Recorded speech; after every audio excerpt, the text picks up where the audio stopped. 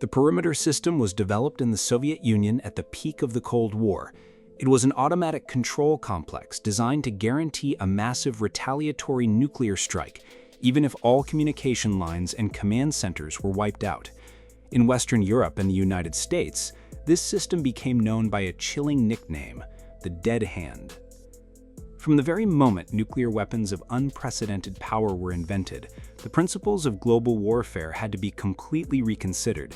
It became alarmingly clear that a single nuclear missile could destroy an entire command center or a secure government bunker, eliminating national leadership in one blow. Even more disturbing was the Soviet fear of a so-called decapitation strike, a U.S. strategy that involved delivering a surprise first strike to cripple the military and political infrastructure of the USSR before it could respond. It was precisely because of this fear that the Soviets began to develop the perimeter system. This was a vast and complex mechanism spread across the entire Soviet territory, connected to thousands of nuclear warheads. A second critical reason for its development was the realization that electronic warfare would soon reach a point where it could disable command and control systems for the Soviet strategic forces. Thus, an alternative method of communication was needed, one that could still deliver launch orders to all nuclear missile sites under any imaginable circumstances. That's when a bold idea was born: to use special command missiles equipped with powerful radio transmitting equipment. These command missiles, flying high above the Earth, would be able to transmit nuclear launch commands to missile silos and strategic facilities across the country, even after a devastating enemy strike. In August 1974, the Soviet government issued a decree to begin development of such a missile. The task was assigned to Yuzhnoye Design Bureau, the same team responsible for building ICBMs. The missile's warhead, carrying the radio transmitting gear, was developed at the Leningrad Polytechnic Institute. By 1979, the first tests of the system were carried out, and they were a success. The command missile followed its designated flight path at an altitude of 4 kilometers, using a highly autonomous system based on quantum gyroscopes and automatic gyro compasses.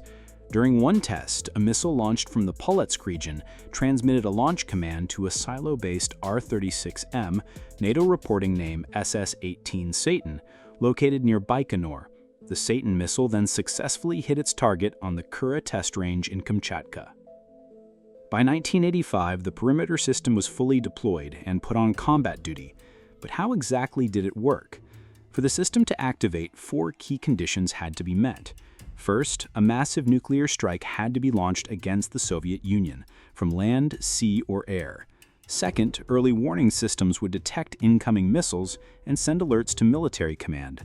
Third, the signal would pass to the nuclear briefcase of the Chief of the General Staff, who would then authorize the Supreme Commander to act.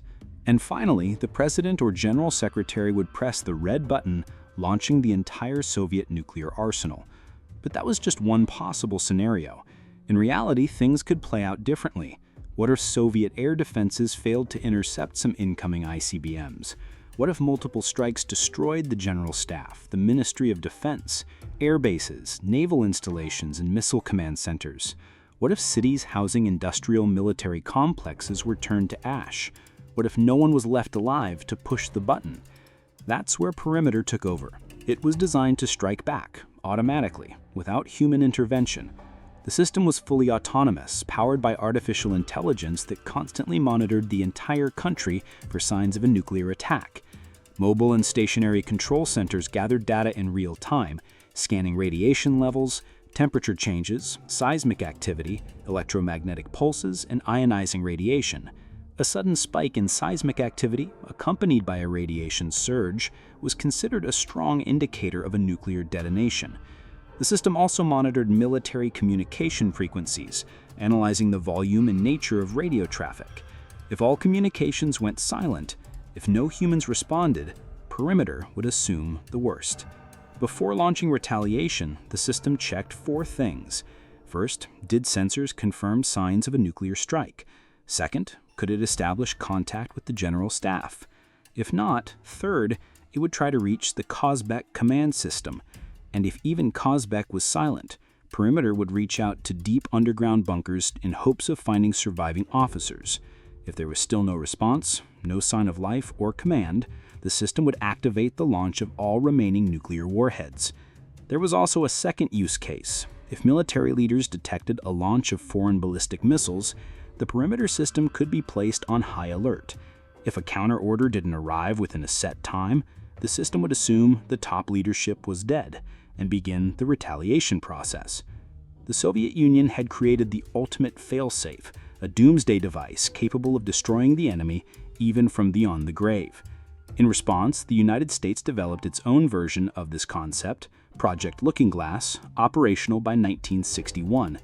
Unlike Perimeter, the American system relied on specially equipped Boeing aircraft, which functioned as airborne command posts. 11 of these planes were constantly in the sky, flying over the Atlantic and Pacific Oceans, on rotating shifts. Onboard operators had full control over America's nuclear arsenal. If all ground-based command posts were destroyed in a surprise strike, the aircraft crews could still issue retaliatory orders. The Cold War was not just a geopolitical standoff, it was a time of terrifying technological brinksmanship. One such moment was the Cuban Missile Crisis of 1962, when the world came within hours of nuclear war. After the fall of the Soviet Union, global tensions eased, and many hoped the age of Cold War paranoia had finally ended. But to this day, systems like Perimeter still raise difficult questions about how close we came to Armageddon, and how little the world knew about the machines built to end it. Even today, it may still exist.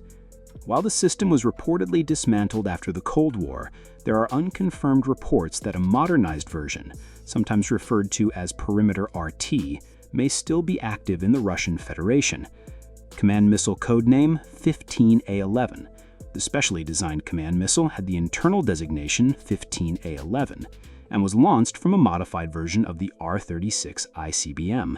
It was equipped not with a warhead, but with high-powered transmitters. Part of the system was buried underground.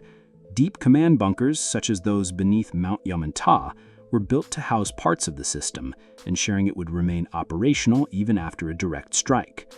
The system was kept secret for decades.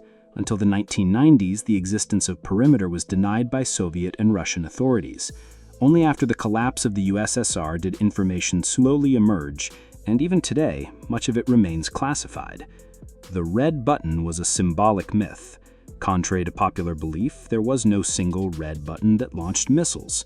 Instead, a series of encrypted codes and authorizations had to be verified in sequence, and Perimeter automated this entire process if no humans remained to do so.